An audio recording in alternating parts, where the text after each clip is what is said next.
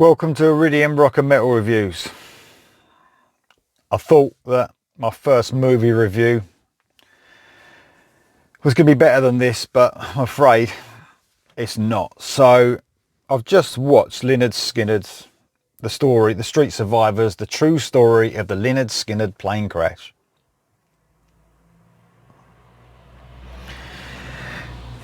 So, directed by Jared Cohn.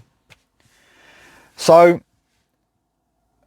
as a Lynyrd Skynyrd fan, you know, they're a legend. Lynyrd Skynyrd are a legendary band. I really wanted to like this film. It's awful. It is awful. So, let me tell you why. So, it looks like it's done on the budget of about 300 quid. It looks like a cheap TV movie.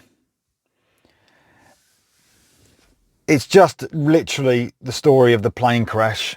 Obviously in the title I knew that.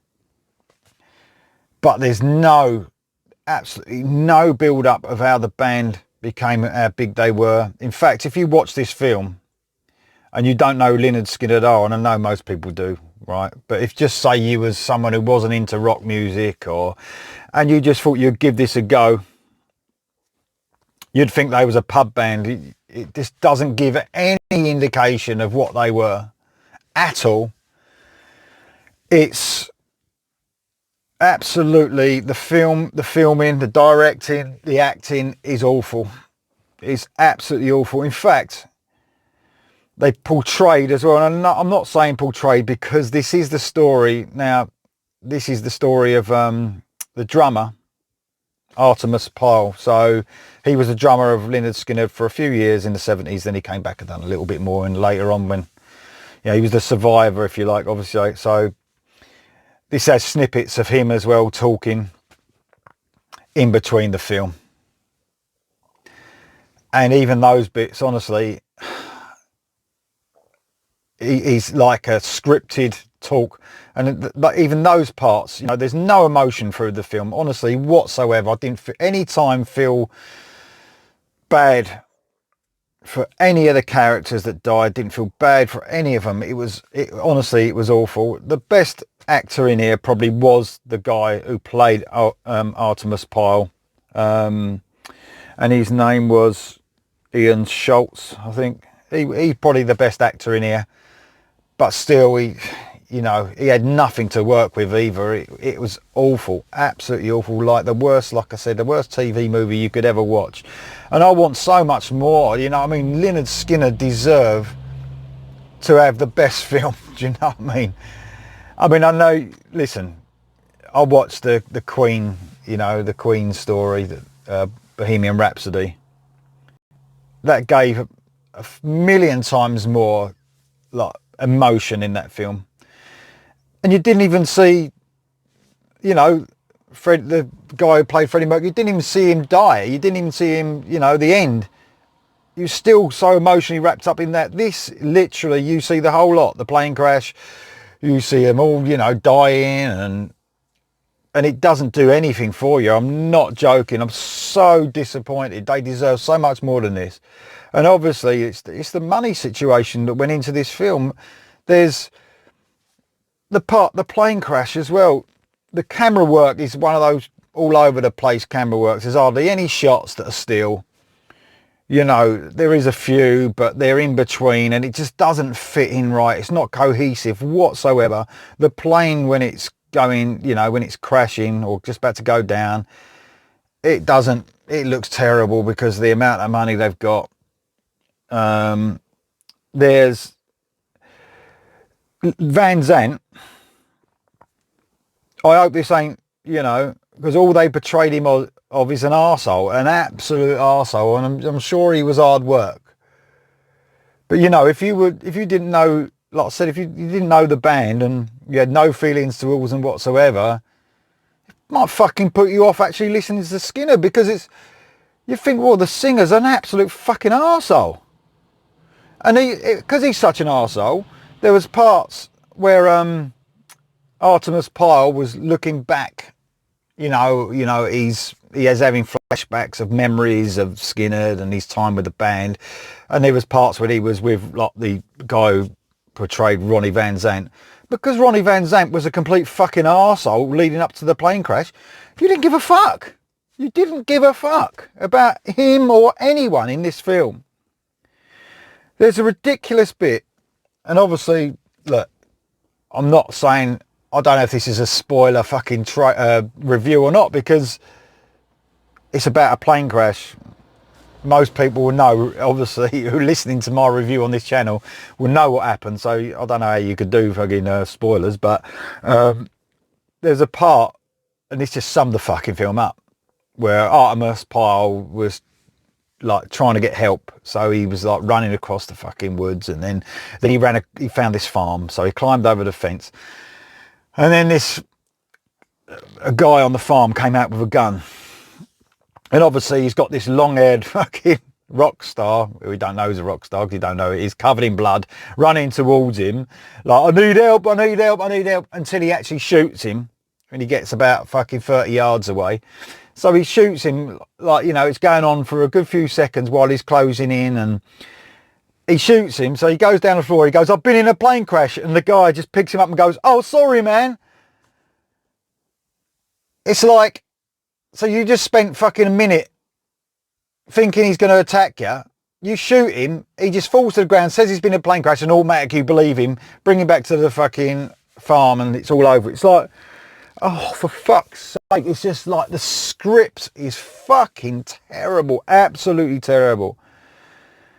It didn't bring any of the 70s nostalgia back. You know, look, like when I watched Bohemian Rhapsody, even when I watched The Dirt, and look, The Dirt ain't the best film in the world, you know. It was entertaining, really entertaining, but it did make you feel like you was in that 80s, you know, lifestyle, if you like. And Bohemian Rhapsody really made you feel like you was in the 70s and the early 80s. And even the fucking film that ain't a true story, which is Rockstar with Mark Wahlberg, I fucking love that film, by the way. It really transports you back to them 80s times, you know. And this does nothing. It absolutely does nothing. It's terrible. Absolutely terrible. I don't know even if it's coming out of the cinema, but it's awful. I really wanted my first review as well to be a good film. This is a pile of shit. Honestly, it's so disappointing because I love Skynyrd. And I think one of the worst things about it is it's about the plane crash itself. And it's like you get about, I don't know, 10 minutes of Skynyrd looking like a fucking pub band. Do you know what I mean? You get about 10 minutes from looking like a pub band until it gets into the story of the plane crash. It's all about the plane crash. You honestly don't give a fuck about the band. You don't give a fuck about the band. I'll give more of a fuck just knowing that there was a plane crash and all those guys died who were amazing musicians than I do now watching this fucking shit. Awful film. Absolutely awful. I think I read it somewhere, it contains the fucking music of Lynyrd Skynyrd, right? I heard Call Me the Breeze when I was playing this little fucking pub at the beginning.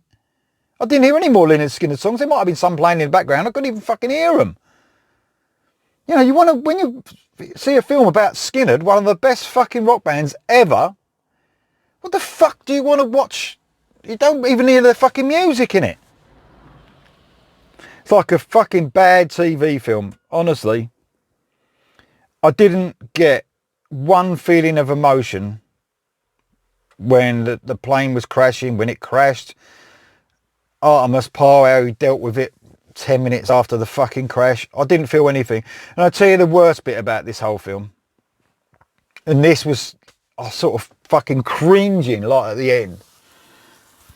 Artemis Pyle, it goes from the actor playing the drums, and then it comes out and zooms to the real Artemis Pyle Skynyrd playing the drums.